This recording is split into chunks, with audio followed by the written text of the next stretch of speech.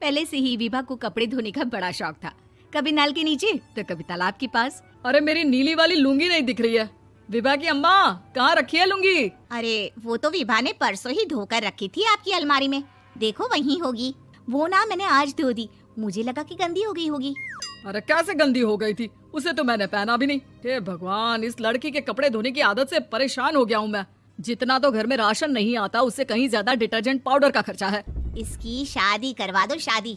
जाए अपने घर में ही करे काम, फिर चाहे घर के कपड़े धोने हो या पूरे गांव के।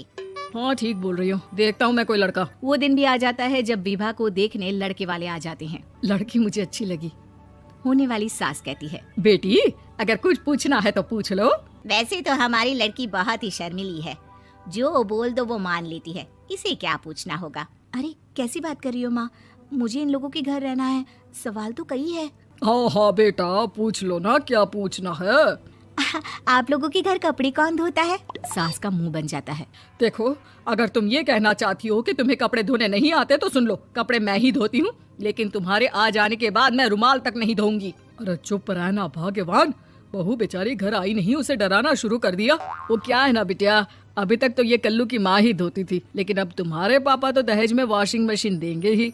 तभी विभा की माँ बोल पड़ती है, सवाल भी पूछा तो क्या। वैसे भाई साहब, मशीन की तो फिर भी कपड़े धोने की कैपेसिटी होती है। मतलब जो बिटिया दे रहे हैं ना विभा, इसे कपड़े धोने का बहुत शौक है। ये आप लोगों के क्या, आस पड़ोस गांव मोहल्ले सबके कपड़े धो दे और उफ तक ना करे। बाहर देखा नहीं आपने कितने कपड़े सूख रहे हैं? सब हमारी बिटिया ने ही तो धोए हैं। बस भी करो ना माँ, शर्म आ रही इतनी तारीफ सुनकर। और तो और एक दाग निकाल कर दिखाओ तो मान जाऊँ। हाँ अच्छा अच्छा, माफ करना बेटा, मैंने गलत समझा। हमें तो रिश्ता बहुत पसंद है। और ऐसे जुड़ जाता है रिश्ता कपड़े धोने का शौक रखने वाली विभा का। उसकी शादी हो जाती है कोयला फैक्ट्री में काम करने वाले कल्लू के साथ। शादी के बाद अचानक विभा चिल्लाती हुई सास के पास आती है। सासू माँ, अरे सासू माँ कहाँ है आप? ये तो धोखा है, धोखा दिया आप लोगों ने मुझे।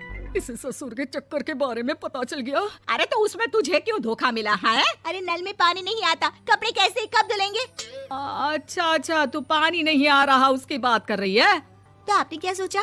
कुछ नहीं। अच्छा हाँ, तेरी माँ ने कहा था कि कपड़े धोने का शौक है तुझे, याद आया मुझे। शौक शौक बोलकर कपड़े धोने वाले मेरे जुनून को कम ना आके सासू माँ, कपड़ा धोना मेरा गुरूर है। तभी पति भी वहाँ आ जाता है। अभी अभी मैंने इसे सनी देओल की फिल्म दिखाई है, उसी के डायलॉग मार रही है माँ। अच्छा सुन, साफ साफ बता रही हूँ, पानी सुबह 4 से 6 और शाम को 10 से 12 आता है, समझी? विभा टाइमिंग सुनकर हैरान हो जाती है। ये क्या भूतों का मोहल्ला है? सुबह 4 बजे उठकर कौन कपड़े धोता है? 4 बजे टंकी में पानी जाता है, फिर सारा दिन धोना ना, किसने मना किया? अरे कैसी बात कर रही है? 200 लीटर की टंकी में कितने कपड़े धो लूंगी मैं? सुबह ही उठ जाऊंगी मैं। अब क्या था, विभा सुबह 4 से लेकर रात के 12 बजे तक कपड़े ही धोती रहती। एक रोज सास पड़ोस से निकलकर कहीं जा रही होती है कि साथ वाली कहती है, हाँ कल्लू की माँ, जरा ये बताओ कि 2 साड़ी है, 2 ब्लाउज और एक पेटीकोट और एक नाड़े वाला लंबा कच्चा। हाँ तो? अरे तो क्या, कितना लोगी धुलाई ये बताओ। धोबन दिख रहे हैं हम क्या? हमारे पति सरकारी नौकरी से अभी अभी रिटायर हुए हैं और बेटा सुपरवाइजर है कोयला फैक्ट्री में। धोबन समझ रखा है हमें?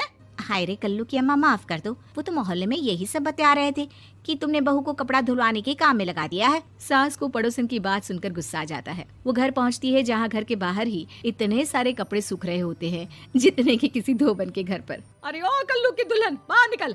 माँ जी यहीं आ जाओ, बाथरूम में चादर धो रहे हैं हम। अरे अभी हम धोते हैं, तुमको बाहर निकलो। ये आस पड़ोस वाले बोल रहे हैं कि हम बहू से कपड़े धुलवा धुलवा कर उसे कपड़ा धोने वाली बना दिए हैं। अरे छोड़ो ना माँ जी, किन लोगों की बातों में आती हो? आस पास के लोगों का तो काम ही होता है कि वो किसी तरह सास बहू को लड़ा दे।